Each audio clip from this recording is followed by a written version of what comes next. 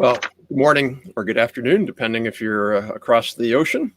I'm Rob Atkinson. I'm president of the Information Technology and Innovation Foundation, and I want to welcome you to this event on how should the U.S. and Europe think about digital policy, particularly now as President Biden is launching his first overseas trip to Europe in the next few days, and we'll be having discussions with EU officials. And clearly one of the questions that will be on the table will be digital policy and how Europe and the US are working on that and what they should be doing and not doing.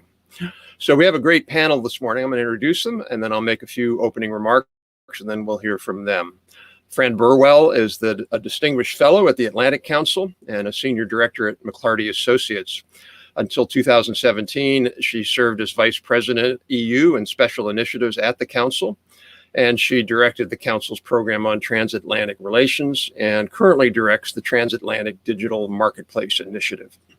Paul Hofheinz is the President of the Lisbon Council, a great think tank located in Brussels, where he and his team research a whole set of issues on topics ranging from innovation, the knowledge economy, and digital policy. He is a frequent guest on shows like CNBC, BBC, Bloomberg, and others. And finally, Alina Polakova is the president and CEO of the Center for European Policy Analysis. And she's a recognized expert on transatlantic relations with over a decade of leadership and experience on European politics and digital technologies. Before joining SEPA, she was the founding director for Global Democracy and Emerging Technology at the Brookings Institution. So as I said, later this week, the president's going to be visiting Brussels, and high on the agenda will be a discussion, obviously, of EU-US relationships, with the president seeking to mend the Trump-induced rift that occurred in the last 4 years. But within that, a key issue will be, should the EU de-escalate its attacks on the US digital sector? And should Biden insist on such de-escalation as a condition of cooperation? Pretty clear, if you know ITIF, where we stand on that. Question one, yes, the EU should de-escalate its attacks. The biggest threat to the EU is not the GAFA, if you will, but rather China and the BAT. That's the challenge for Europe in the long term. It's not some digital companies here in the US. On the second question, while the president should clearly seek a stronger alliance, it's critical to advancing our interests and global interests, particularly against China. He shouldn't give away the store and sacrifice U.S. economic and technology interests simply to make amends with Europe. I think it's going to be maybe more challenging than it would have been, say, when President Obama would go over there in the last 6 years or so, particularly in the last couple of years. You've seen an increasingly strident tone from EU policymakers. They regularly call out U.S. technology companies, and they talk about terms like colonization, and they need digital sovereignty against dominant U.S. platforms. The French Minister of Economic Affairs went so far as to call U.S. technology companies an adversary of the state. So this is pretty high level of acrimony, and Europe has certainly applied a wide array of tools, and in my opinion, with the goal or the hope of hobbling Gulliver-like the American giants so the EU Lilliputians can grow. This takes the form of a set of policies like the proposed Digital Markets Act, which just simply targets U.S. companies, limitations on the cross-border flow of data, discriminatory taxes on U.S. digital companies, EU-approved funding for national champions, and the like. You know, it'd be one thing if the EU was running a big trade deficit with the U.S., so maybe there's a little more justification for some kind of protectionist or aggressive approach like that. But in 2019, the U.S. trade deficit with the EU trade deficit with the U.S. on information and internet services was $1.8 billion. So we had a surplus with Europe, $1.8 billion. And yet Europe had an overall trade surplus of $153 billion.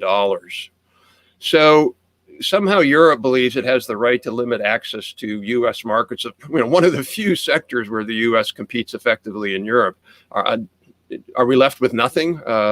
Certainly not tourism, because we go over there for tourism. So if we can't have strong digital companies in Europe, what do we have left?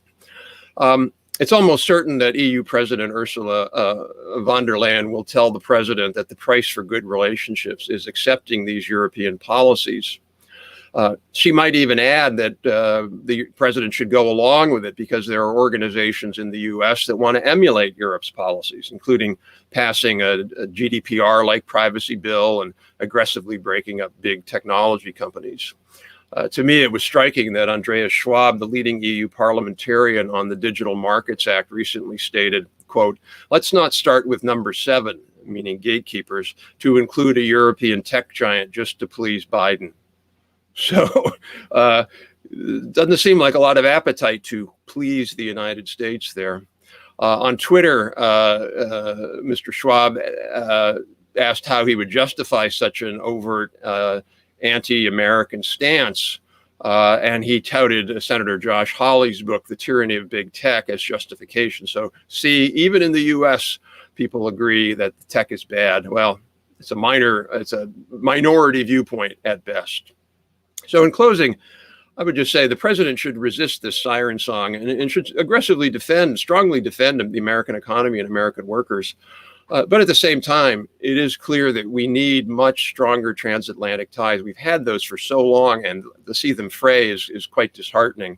But we have to establish real substantive transatlantic digital dialogues. We have to have a conversation that's based on openness and willingness to compromise on both sides. But to do that, the EU needs to dial back all of its digital autonomy talk, and the president needs to stay committed to protecting U.S. firms. So with that, I will turn it over now to Fran and look forward to Fran's comments here. Thanks very much, Rob. And thanks for those fighting words to introduce this panel. I think it's really appropriate that we're doing this the week before the summit, because this summit is a real moment in transatlantic relations. The Biden administration has been clear from the beginning, not just that they want to reinvigorate relations with Europe, but specifically with the European Union. And so there was never any doubt that on the there would be a US-EU summit. And it's great not to have the EU attacked all the time, as we had during the last 4 years. But I think that while tech is going to be a key part of this, I think we also need to understand that tech, to put tech in context a little bit in terms of the overall relationship.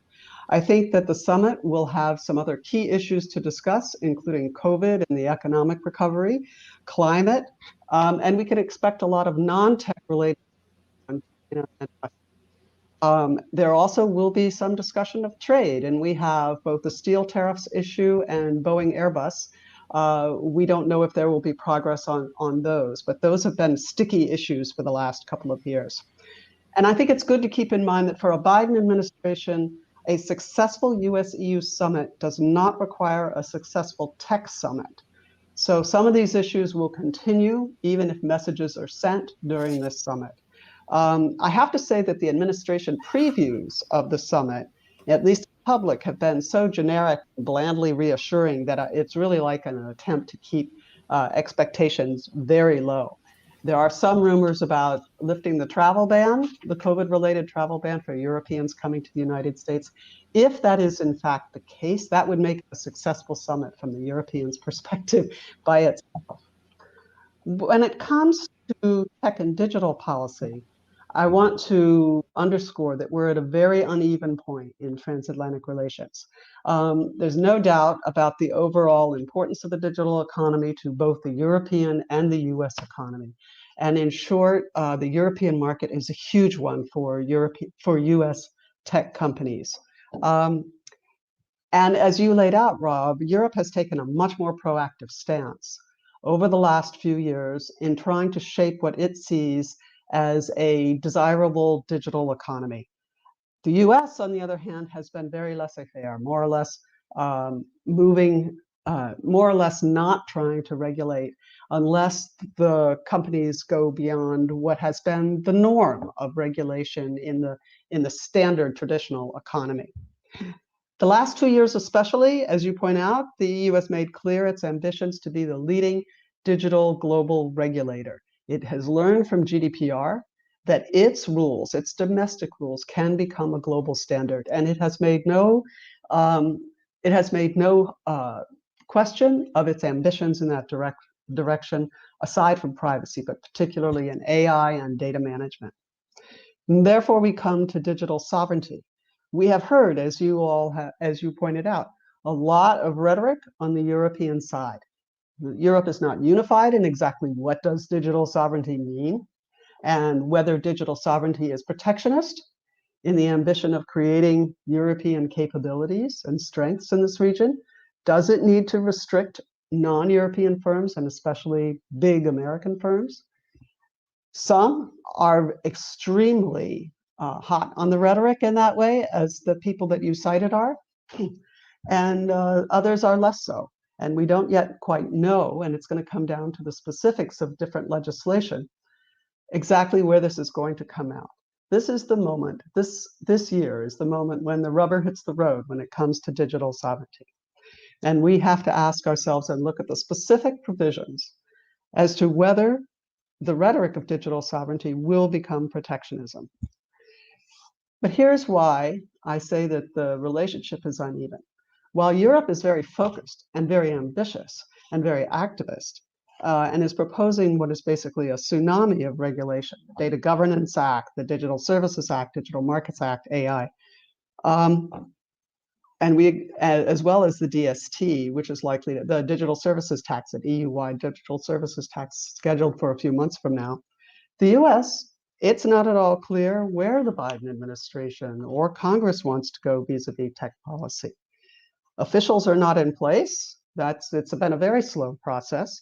And the only real statements from the administration about tech policy have actually come before the election or before they took office, and were much more about content moderation on Facebook and Twitter, for example. So this brings us to the core question that you set out in the paper, in the invitation. Can the US use Realpolitik to safeguard US digital interests in Europe and globally? And I would say that the European front, if you want to put it that way, is the global front because of the influence of European digital policy around the world. But this question, can we use Realpolitik, assumes that we know what our interests are and have a consensus around them. US interests are not totally equivalent to those interests of any specific US firm. That's not the case in the digital economy. It's not the case in the traditional economy.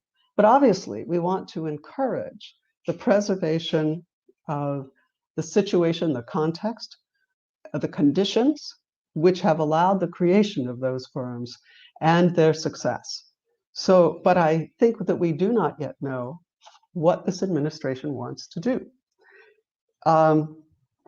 I looked a little bit at key issues, and I'm going to quickly run through a few key issues to see where I think the US has tried to work or is trying to work to beat back some of the Europeans. The most interesting one is the digital services tax. It's clear that the US has an understanding of where it wants to go, even if for primarily domestic economic reasons, and it's willing to play hardball. We saw last week the administration decided to put tariffs on European and other countries who have enacted a digital services tax, but then immediately suspended the tariffs as long as those acts were not implemented. And this is clearly bargaining maneuvering to affect the outcome of the OECD negotiations and to ensure that there is a multilateral agreement rather than DSTs popping up all over Europe. So the Biden administration seems to have figured out what it wants on that and seems to be willing to apply pressure to its allies on this. There's also the question of resilient infrastructure, which became a much bigger issue during the last part of the Trump administration. And here the focus was on China and on awakening the Europeans to the dangers of China. I would say that Russia also plays in this, although less on the investment side, obviously, and more on the disinformation side, where Europe has actually been quite active in beating back what Russia has been saying. But on the infrastructure question itself, the US and Europe seem to be coming to a place, and I think this is a great opportunity at this summit for there to be a greater understanding about what is acceptable behavior by a foreign investor, and what do we need, what are the indicators, the benchmarks for resilient infrastructure. One big question is whether the US will be willing to accept the more taciturn, the more, the more reticent European approach, where often the rhetoric does not focus on China, but focuses on suspect vendors without qualifications described that many Chinese firms would meet. So I think there's a little bit of who wants to be direct and who wants to be indirect, and do you get to the same place in the end? But another key element of that is the participation of US companies in European infrastructure. And here I think that the US needs to be quite firm about whether we can participate to the extent that we allow participation in our companies, in European cloud, in European research projects, and quantum computing and things of that nature. We are facing right now a trend in Europe towards data localization, which is a product of the European Court of Justice decisions, which have invalidated Privacy Shield and really threatened data transfers across the Atlantic. And I think we do need, and the US and the EU are working on a solution to this, but it's not really moving forward at this point from everything that we hear, although there may be a political declaration at the summit. DSA and AI legislation, just a word. DSA, I think there's a lot of interest in there, but the big issue would be, what are algorithms? Are they intellectual property? Should they be protected? We don't have a position in the United States on this. We need to move forward and figure out what we want. In AI, do we agree with the risk-based management approach that the EU has set out in its proposal that it's recently put in? How much will conformity assessment disadvantage US companies, or is it something that will be relatively smooth? The big issue for me, though, is the Digital Markets Act.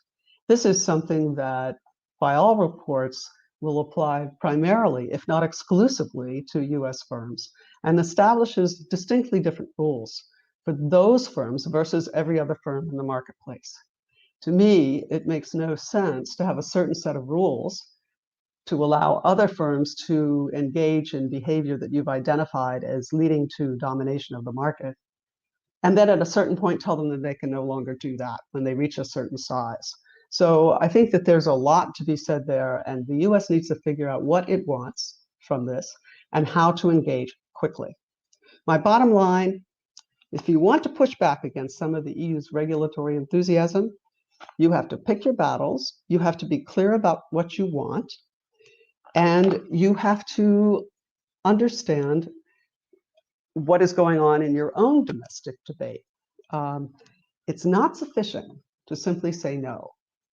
But the US debate internally is changing, and we don't quite know where that's going to be.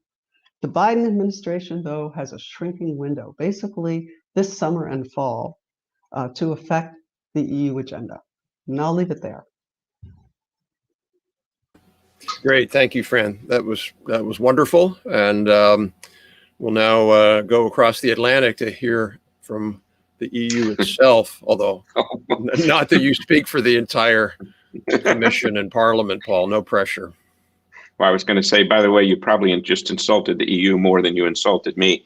But just to be very clear, I don't speak on behalf of the European Union at all. We're an independent think tank. We have a very long and very warm relationship with them for many years, but we're most certainly not the same animal. Look, I wanted to start with a quotation, if I might, from Vicente Fox, the former president of Mexico, who said once upon a time that politics, this was the way he described it, was the art of making the impossible possible as soon as possible. And that's the challenge that I would throw out to Joe Biden on the eve of this trip. I think there is a very lengthy list of problems and points of tension. And at some point, all of those are going to need to be addressed and hopefully resolved.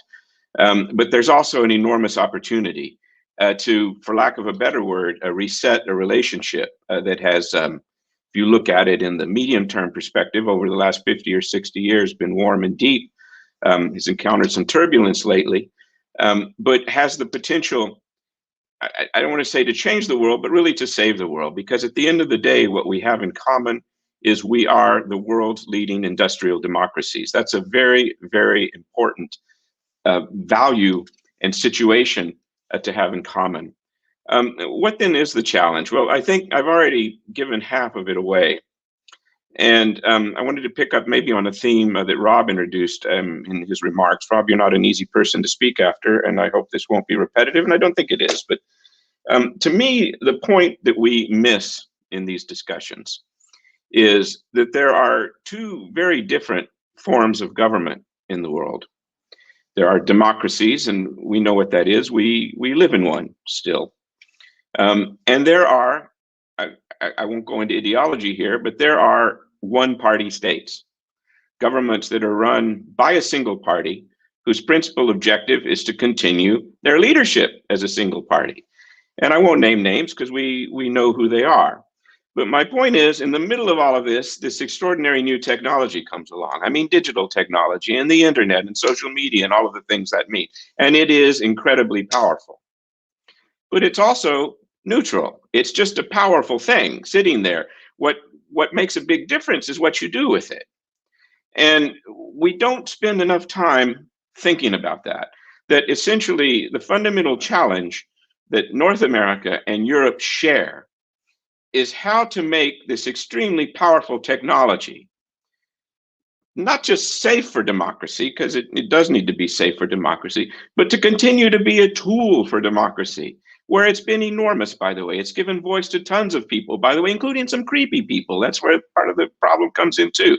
But one way or the other, it has been a tremendously democratizing force, and it needs to stay that way. And where and when we need regulation is regulation that allows it to keep within those rails, to sit and exist comfortably in a democracy and enhance it. Now let's go over to China and Russia and some other countries I could mention. And there it plays a very different role. In China, for example, what is the internet? Well, it's the social rating system. It's essentially become a tool for a repressive form of government where its power is equally affected. So what I'm trying to say is the part that I always miss, because I sit in the middle of this debate, is why the Americans and the Europeans are picking on each other all the time, when actually we have everything in common, and why we're ignoring the giant gorilla in the room, which is that there are some bad guys out there who are using this technology to throw stones in our glass windows. This is a very serious matter. And I hope that the problems, all of the ones that Fran, that was an excellent laundry list you gave, I hope that the problems will come to be seen in that light, that there is every reason in the world why we should cooperate on these matters, why we should set and define common standards, good standards, democratic standards, and work with them, and every reason in the world why we should not have our eyes closed for whatever reason to the violations that are going on our home turf. I'm not even talking about what's happening in those places. I'm talking about the mess that they're making through this technology in our democracies. Look, I didn't want to, come off just preaching peace when, in fact, actually, there's a very complicated situation out there, and some of these issues are old, and they go back to ways of thinking that are very deeply ingrained, and they won't be that easy to solve. But what I am trying to say is that there's a moment to start talking again, to reason our way through these things, and to come to solutions that will be massively in the benefit of the world's democracies. Now, maybe just before I wrap up, a couple more points. Something Fran said, it's very important, especially when you're talking about US interests or European interests, to understand that there are a lot of different versions of that. Opinion in the United States is by no means unanimous, and it's true here in Europe as well, obviously. A perfect example is this rather dramatic announcement from the G7 finance ministers about a global corporate tax. Well, I understand from the newspapers I read, and maybe Rob, you can tell us more about this, but I just read that the Republicans are going to oppose it. The reason I'm mentioning all this is symmetry of the type that we're about to see can play a very important role in these kinds of situations. That essentially, to go back to what I said about Vicente Fox, leadership to me, good leadership, is leadership that makes the most of the opportunities, that uses them to set countries on the right path. And I think we have a massive one of those in front of us right now. The way you put it, Rob, was should the EU desist? Well, yes, probably. But, you know, there's been an awful lot of tension in the relationship, and not all of it has come from Europe towards the US. What we need to find is the common ground that we have in the middle of all this. That begins, among other things, with an effort to define our common interests. And it has to be done in an open-minded way, a willingness to listen. I watched, those of you who know me well, Ronald Reagan and Mikhail Gorbachev do this a generation ago, take an intractable conflict and find a common language. And yes, okay, in the end, they held hands and sang Kumbaya. But what they really did was they signed an agreement and they got rid of missiles. That was they actually did something as a result of this. So my point is, we can't just agree we love each other. We have to find an actual solution to these problems. And I think maybe on that note, I'll stop, although I have to abuse the microphone briefly just to say to my European friends and colleagues, I watched this whole digital sovereignty debate come from nowhere. And I think what people were trying to say was that the digital revolution has come and we don't have a piece of it. And that conclusion is right. But the only way to get a piece of it is to create bigger, better companies that produce bigger, better services at a better price that people want to buy and people want to use. You're not going to find your way out of this problem with a regulatory solution. And I say that not just respectfully, but affectionately. This is my home, and this is the work that we need to do. And I have no doubt that an enhanced transatlantic relationship can help with that. And I hope that the conversation, the big reset, will begin in earnest about this time next week. Thank you for the floor. Paul, thank you. That was great. I want to come back to some of the points you raised as well as Fran, but we need to hear from Alina. And also, I just would refer to folks, if you have a question or a comment you'd like to make, you can just throw it in the chat, and I'll throw it out to our panelists. So, Alina, over to you. Well, thanks very much, Rob, for convening this important discussion ahead of the EU-US summit.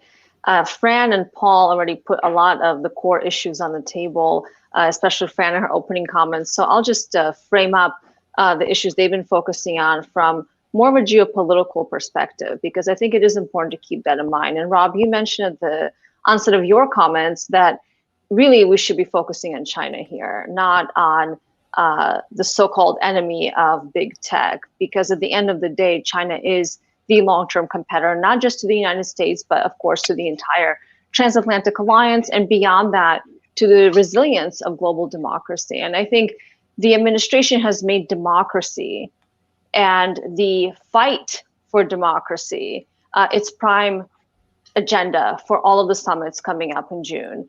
President Biden wrote a Washington Post op-ed a few days ago where that was the framing point for his entire trip to Europe, that we need to come back to the democratic agenda.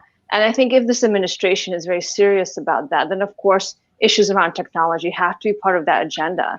And to my mind, we're really at a key point, and as Fran said, this is the year where we're going to see how digital sovereignty or digital autonomy, whatever word you like to use for it, plays out. I think this is also a key year for when we're going to see where and who will be able to set the normative rules of the road around technology, because I don't think we can kid ourselves. You know, the 21st century and the many battles we'll fight with our adversaries, including China, Russia, and others, isn't going to be fought in the conventional space. It's going to be fought in the digital domain, in the cyber domain, and who is more innovative, who can outpace and outcompete in the research and development of new and innovative technologies will inevitably win the race for the 21st century. And I think, to my mind, when we think about how do we ensure a level playing field, which is, of course, one of the talking points from the Commission, that the entire purpose of the EU's very, very ambitious regulatory agenda, whether that be the DSA, the DMA, AI strategy, all of the many documents we've seen come out over the last several years, that their number one priority is creating a level playing field. But you don't create a level playing field through protectionist regulatory measures. You create a level playing field by encouraging innovation, by providing a space for real market competition. And I think there's a very clear reason why we don't see the same level of technology, innovation, research and development happening in places like France versus places like California and Silicon Valley and the United States more broadly. The regulatory environment is incredibly prohibitive. And those are the issues that European countries, including the Commission, should be focusing on, is how do you create an environment that will induce and produce the kind of innovation that, of course, the United States has been able to produce over the years? What is the government's role in investing in that space? How do we encourage greater growth in the startup space? Europe doesn't lead globally in any of these arenas. So, of course, it wants to lead as the norm setter, as the global regulator of technology broadly. But you can't regulate a sector in which you do not lead. So to my mind, we have to reverse our focus areas. I think Brussels has to think about not just leadership from the perspective of regulation, but leadership from the perspective of where does Europe fit in this battle for over technology in the 21st century. Right now, it's not clear. We know where the United States fits in. It is the home of the greatest technology companies in the world. We know where China fits in. It is quickly growing to compete in various ways with American companies and in illicit ways as well, through intellectual property theft, etc. But where does Europe fit in? And as someone who is at heart a transatlanticist, what I would really not want to see is a Europe that ends up in a so-called digital backwater in the years ahead, where sure, it can regulate, and Europe's regulatory policies end up having global effects. We saw that with the GDPR, of course, and some other initiatives, but they cannot actually lead and sort of put its regulatory agenda where its mouth is.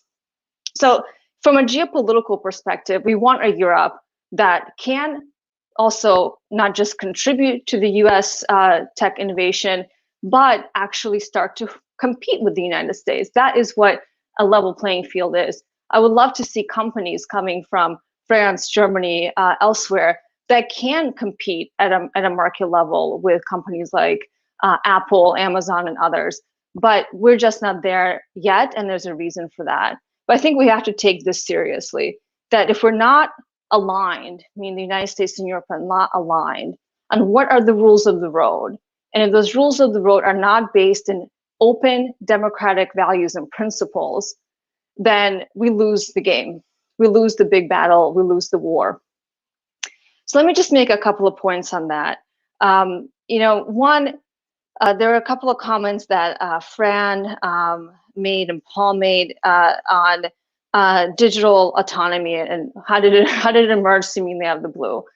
Well, to my mind, I think digital sovereignty is part of Europe's greater strategic autonomy agenda, which we've heard primarily coming from Paris, from the Élysée, from President Macron, to try to make Europe less dependent on foreign support, whether that be in the security space and defense space. So we've seen a lot of conversations about Europe being able to defend itself outside of the US security umbrella and outside of NATO.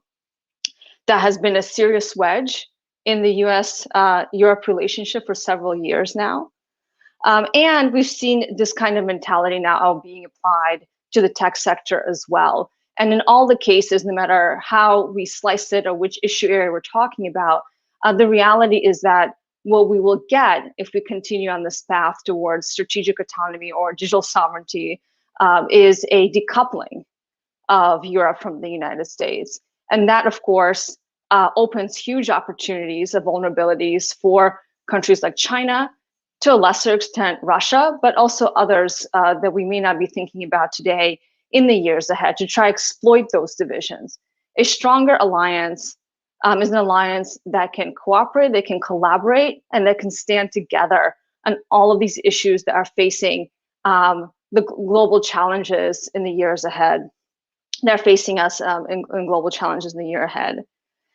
So to pan down just a little bit in some of the specifics here, to my mind, it's a shame that it seems like the EU-US summit not only will be lost among all the summitry, the G7, NATO, obviously the Putin-Biden summit is getting quite a bit of attention, but also the technology, as Fran, I think, rightfully said, if we don't get some sort of agreement, joint agreement on the tech agenda, that won't define, failure for the bilateral EU-US summit. And I think that would be a mistake to get that lost, to let that be lost in the weeds, because the transatlantic alliance has to make the digital agenda on par with collective security and defense, as well as democratic values and principles. Those are the two issues that have underpinned the transatlantic relationship since the end of the Second World War. Collective defense, common commitment to democratic values and principles. We have to make digital issues that third pillar that undergirds the stability of the transatlantic alliance, and relegating those issues to sort of the back burner and making a summit not dependent on success, the success of a summit not dependent on us getting agreement on these core issues, I think it would be a huge mistake. But I do fear that is exactly what will happen in just the days ahead here as all the summits start to play out.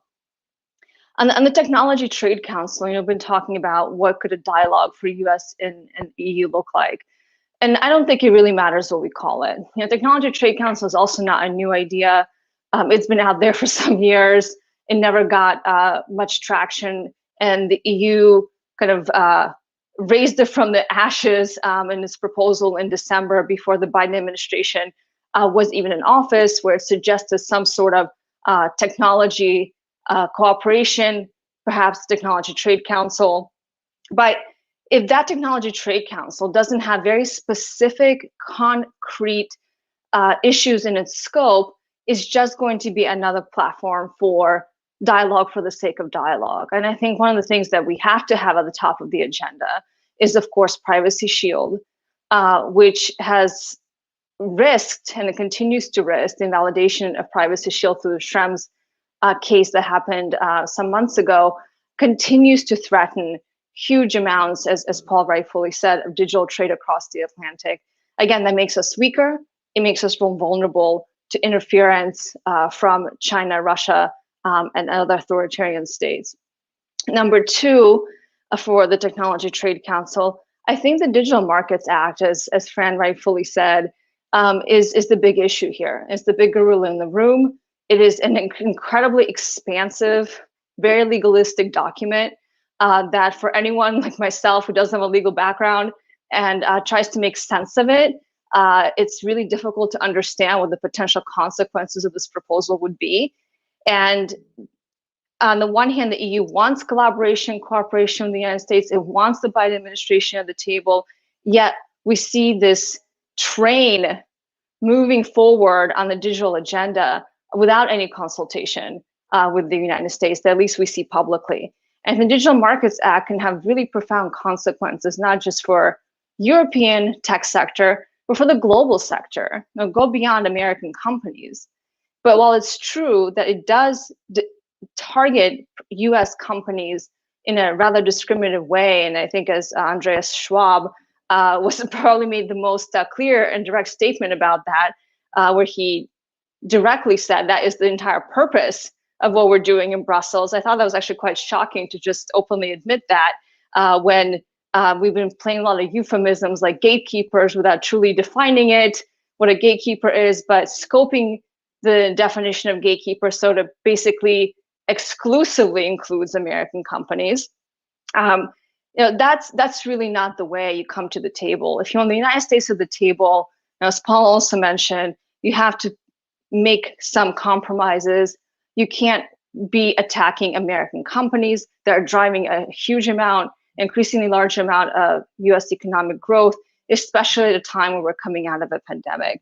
So I think we need to see cooperation on both sides, not just the United States coming back to the table. We need to see the EU rethink its freight train digital agenda and to really truly think about what it would mean to have a collaborative relationship with the United States on technology that includes very specific core issues like privacy shield and broader data governance and trade, and like all of the many provisions around the DMA, which has profound consequences for intellectual property rights and the entire tech ecosystem.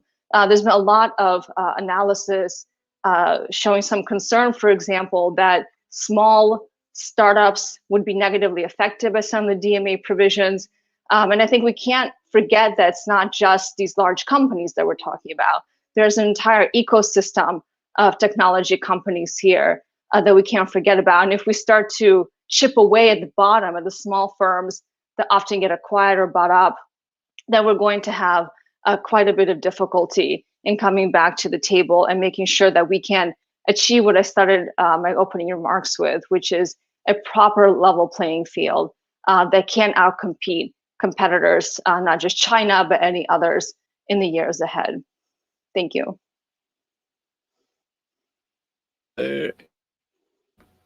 Thank you. That was great. Thank you for all three of you. You know, you mentioned the train. I'm reminded of a great John Voight movie from the 80s called Runaway Train, which was this sort of train that nobody could stop except the hero, John Voight. And I don't even remember if he stopped it or not. I'm sure he did because he's the hero, but we need a hero to stop the DMA runaway train.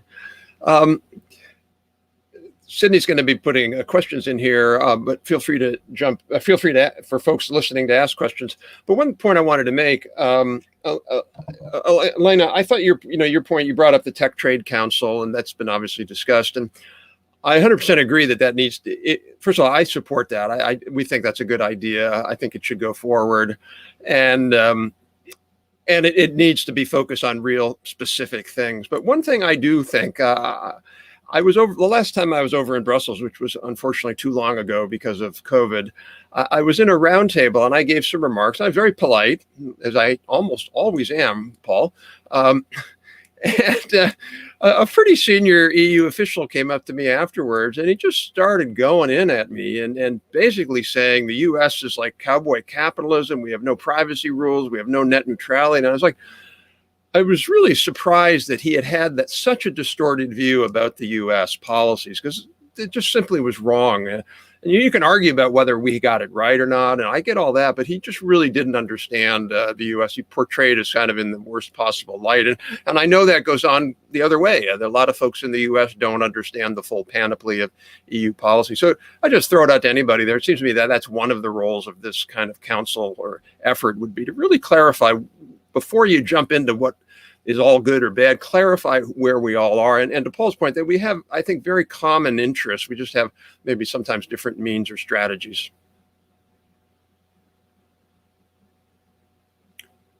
Fran, do you want to take that? I would just say that I think that one of the questions that we need to ask is, why does the rhetoric of Andreas Schwab, and I know he's enjoying listening that we're all citing him, but why does the rhetoric of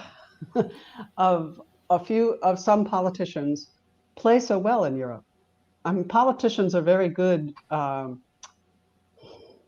judges of what their constituents want to hear generally.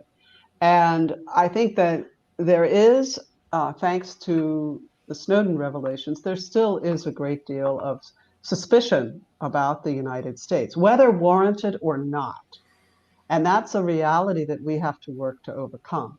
And I think that one of the things that this summit can do is launch an era of engagement, because over the last few years, we have not seen engagement by a US administration on these issues, except for the Huawei issue, which, although I agree with the objectives of the administration at the time, was not conducted particularly in a diplomatic way. So I think that, and that in itself created resentment. One of the things that I hope a US-EU, I call it a digital council, it can be the Trade and Tech Council, whatever, but a forum for discussion can do is to create a continuous high-level dialogue that talks about these issues, not only about what what are our visions, our European vision and our US vision, for how the digital economy will function, but also how it functions globally across the world. What do democracies have to say together? And I would hate to see the proposal that comes out of next week's summit, because I think there probably will be an announcement for some kind of forum. I would hate to see it focus on just the kind of technical issues. It has to also talk about these bigger issues, including when is a market dominated? How do you regulate in a way that encourages innovation and that preserves the freedom of innovators and entrepreneurs to move forward? I think that there's been a lot of a number of people here criticize the EU quite justifiably for the lack of not so much innovation. There are quite a number of startups in Europe now, but for scaling up. Scaling up has been a real challenge. And one of the things that seems to be missing for me from the current initiatives in Europe is a revisiting of the Capital Markets Union, which has been stuck for a long time. And I think that there needs to be in Europe a reevaluation of how do you get companies to go from being a Polish startup to a European scale startup to a global company. And that's been kind of the missing piece. But I do think, and the last one thing I would also raise in terms of the global implications of the rules, and a note of caution to our European friends. European rules are sometimes adopted by others who have less desirable ambitions. So we are seeing, as someone mentioned, I think it might have been Alina, digital sovereignty phrase used to justify content moderation policies that eliminate discussions, criticism of the existing regime. I think a lot of what Europe proposes, for example, in the area of content moderation, works well in democracies with checks and balances and judicial systems, etc. But Europe should look abroad to see how its rules can be abused by those who are much less well-intentioned. So I think there's an opportunity here that I hope post-summit we will have for reflection on both sides of the Atlantic about where we want to go together in this area. Oh, that's great. Paul or Alina, do you have anything to comment on that? Paul? Yeah, if I could, I'd like to come back with 3 points, and some of them elaborating a bit on something I said a moment ago, but perhaps hopefully saying it a little bit better. Look, I think international dialogue of the type we're about to enter on can be a very effective way of driving a domestic agenda. And I think both the United States and Europe need to bear that in mind. My point is the process of coming together and talking to each other can help you reach for your higher angels. It can help to take you away from your populists. It can help you to define better what and where your country needs to go. Now, I'm not saying it will, I'm saying it can. And that's precisely the point I'm trying to make, is that this opportunity needs to be seized for fix problems in North America and fix problems in Europe, because we have them both. Now, where can we meet? Let me give a couple of concrete examples, and these are going to sound a little random, but they're not. They're actually things that are flying around in the air right now. Facial recognition technology. There's a lot of discussion about banning it. Well, I want to see how that's going to work. I mean, it's out there already. I really don't quite understand how people think that they're going to get that particular genie back into the bottle. Now, that doesn't mean we can't have a discussion about how facial recognition technology is used. And that's the discussion we ought to be having. To return to a point I said earlier, technology is neutral. What we can talk about here is how we use it, what the rails are, what the rules are. And there, I'm absolutely certain that if you approach this discussion and say, no, it's awful, we need to ban it, which many people in Europe are saying, well, number one, good luck with that, because it won't succeed. And number two, can you think of a better way to turn this into a wasteland for the development of artificial intelligence than to simply ban the practice. So I think what I'm getting at is coming at these problems with a Jesuit attitude that, our way is the only way, and we figured it out, and the rest of you are slimy and have sloppy rules. You're not going to get anywhere if that's the attitude. And by the way, I'd say that to the Americans too. The European Data Protection Supervisor, in their interpretive opinion on Schrems 2, if you read it, they say in there, it's a declaration of intent, that eventually they think in Europe we should ban the practice of selling ads off of personal data. Well, I just don't think that's going to happen. And I was a little surprised to hear that that's where they think we're going, especially because, when I want to buy clothes, I walk into a store and the salesperson looks at me and tries to figure out my size and sees I'm wearing a tie. So maybe they're going to show me the ties that day. It's a very common thing to approach people and try to understand their needs in order to sell them something, especially when they're in an online store. So the idea of banning this is just technology bias. It's not a serious thing. Now, what I would say back is the U.S., and my friend Rob may disagree with me, but I think the U.S. needs a federal privacy law. I think it's scandalous that we've made it this far without one. So there are issues on the U.S. side too. And for God's sake, let's sit there and talk about this, because we're not unreasonable people. Maybe that guy who came up to you after your event was, I don't know. But there's scope for real improvement here. And I guess maybe just one more thing that I would say to my European friends, again, affectionately. If you're going to be the world's regulator, including in technology, you're going to have to put a little more muscle into this, spend more time understanding the markets, and not trying to go at entire industries with the concept as flimsy as the gatekeepers. And Alina, I share your views about that. And I mean that. I'm saying that affectionately. If that's if that's what you want to do, fine. But it's going to have to be a more serious effort than this. That's not an original idea from me. Go read the Furman report. There are a lot of people who are already thinking about this. There's a related issue, which is taking what is clearly competition policy and turning it into a legislative matter. Whereas, in fact, if the issue is largeness and concentration, there are established, I don't want to say bureaucracies, but processes, departments that do have the expertise to deal with that. And they might come up with arguments that are a little more credible than the ones we've seen so far. I'm saying that affectionately. So I wanted, before I jump over to Alina, I just want to say two quick things, Paul. There's a huge myth out there that these companies sell your data. What they do is they sell access to an eyeball. Right. They don't sell them. They don't say it's me. They sell access to an eyeball. That's very, very different. Secondly, one of the things I think that troubles me most related to what you said is about the global regulation. Global regulation implies essentially one norm being dictated to everybody in the world. I have a norm. My norm is that we should allow everybody in the world to download and read Mein Kampf. That's what we do in the U.S. Yeah. So I'm waiting for the Germans to agree to that. I could wait till hell freezes over. And I don't object to the Germans having that as their values. Those are their values. They're quite legitimate values. But the idea that we can impose one set of values on the world, it makes no sense. The same thing with the right to be forgotten. We don't like the right to be forgotten in the U.S. If you've committed a crime, you shouldn't be forgotten.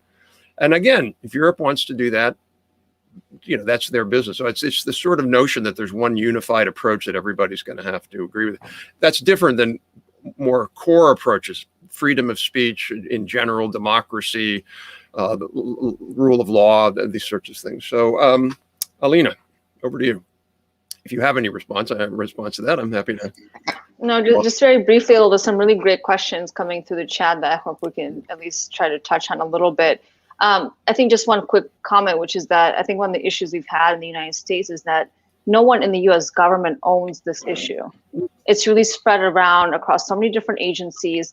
There's not a huge amount of awareness.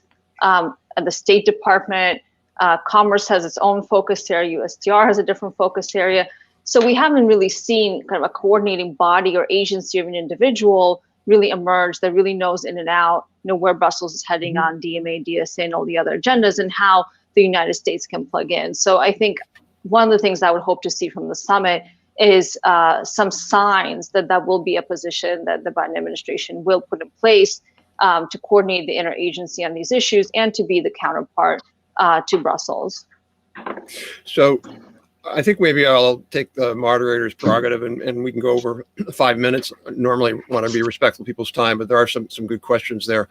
So I want to jump into one here, which is something we haven't discussed. What's the role of Congress and the European Parliament? Now, there is in my understanding, there was and hopefully still is some kind of joint parliamentarian body that meets. But thoughts on that? Where it should go? Should it be ramped up? I think it absolutely should be ramped up because Congress and the Parliament are very key to this discussion.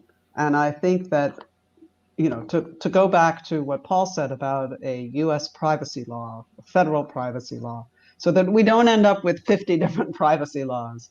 I think that the European experience could help inform our legislators.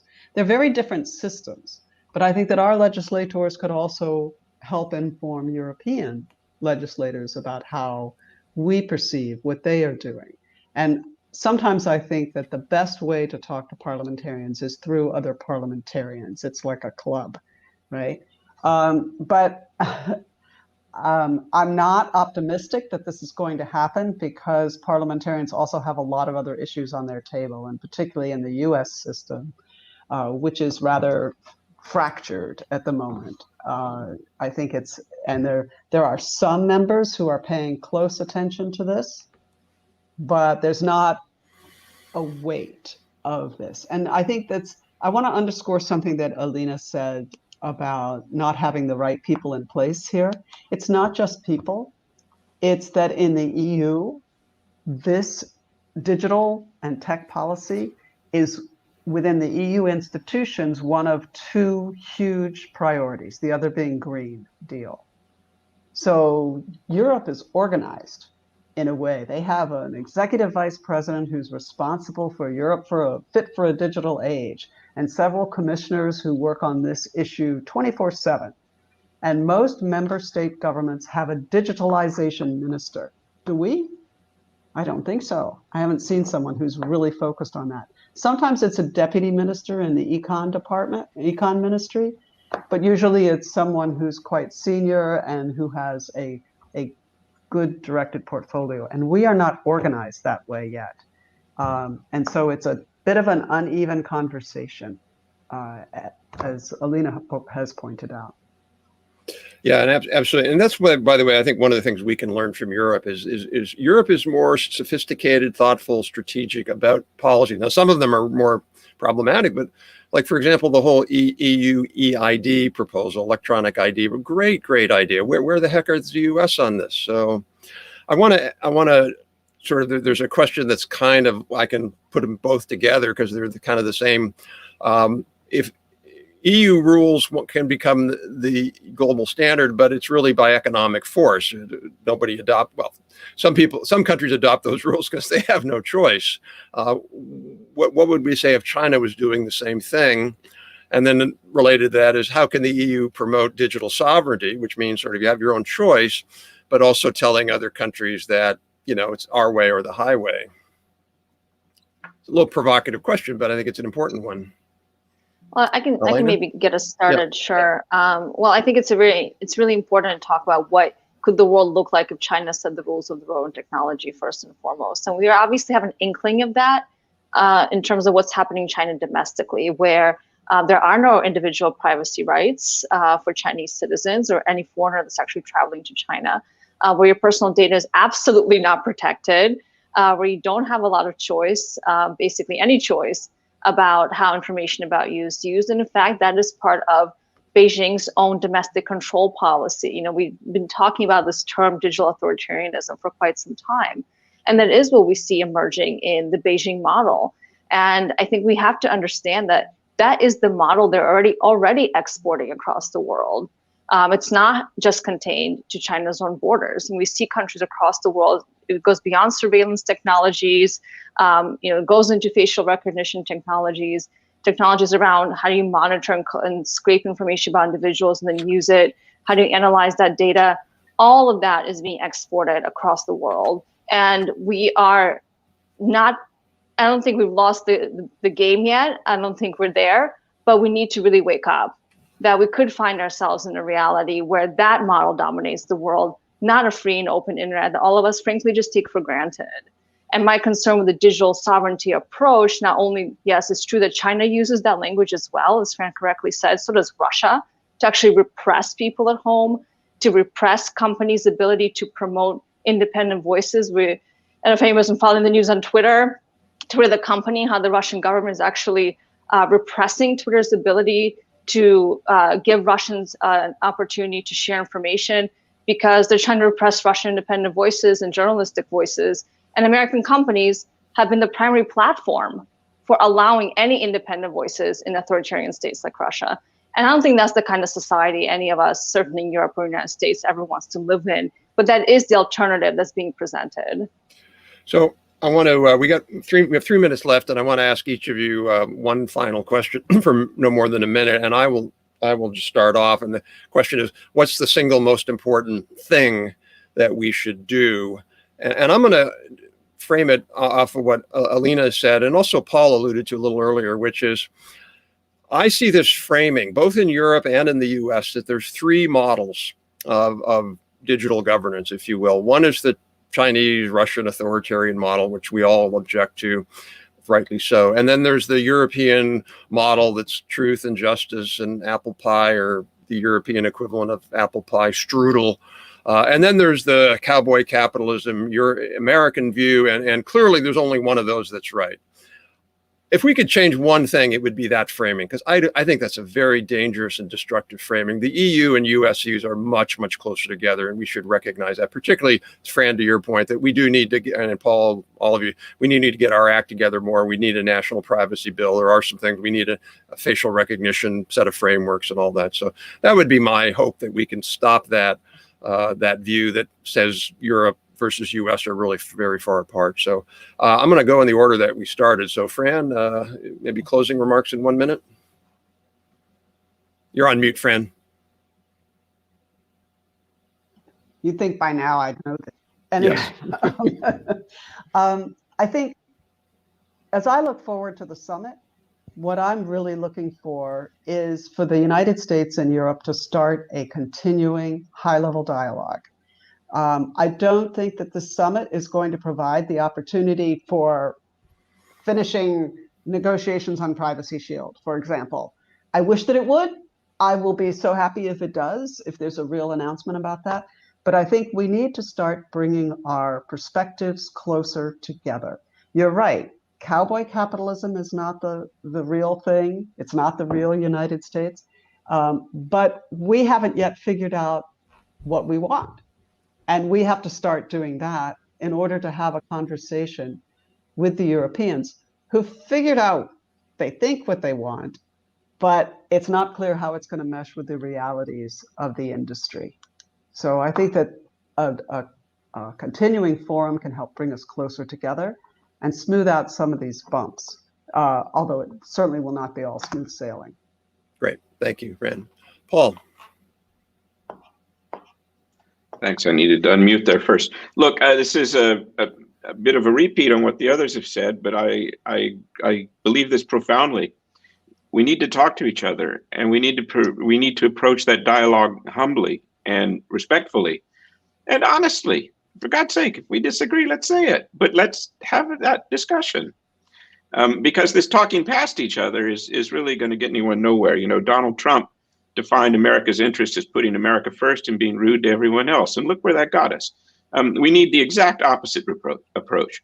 The democracies of the world need to come together, understand their common interest in all of this, talk to each other, quit beating each other up, and understand what is happening out there that is a threat to our democracy, because something is happening that threatens us. And the sooner we align on that, the sooner we get over this petty family feud. You know, it reminds me of my 2 sons quibbling with each other at dinner. The sooner we get over that and get back to solving these problems, the better. Great. Thank you, Paul. Alina, you're wrapping it up here. I very much agree with what Paul just said. You know, we have solved bigger problems in the past, certainly as a transatlantic community. And to my mind, it just takes political will. It takes coming to the table and hammering out some very difficult issues and coming to a compromise. There's not going to be a compromise here where every side wins. That's not what compromise is.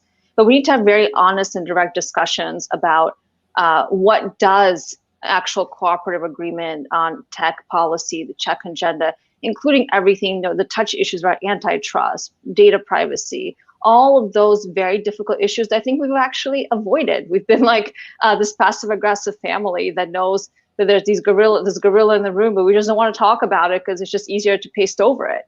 And I think that kind of approach is coming at our own expense, frankly, because looking ahead, the kinds of challenges we face are much greater than these kind of fights we're going through right now between the EU and Washington. Yeah, I would. Yeah, completely agree. I love the references to family dysfunction, which I actually think is pretty appropriate because in a lot of ways we are a family. Certainly since World War I and World War II, and it would be tragic if we decide we're going to separate as a family. But Paul, to your point, families that work have honest conversations. They don't just. Well, you're welcome to join us for dinner tonight, Rob. I would love to do that. I could be the moderator or family therapist, and then you can come to my house.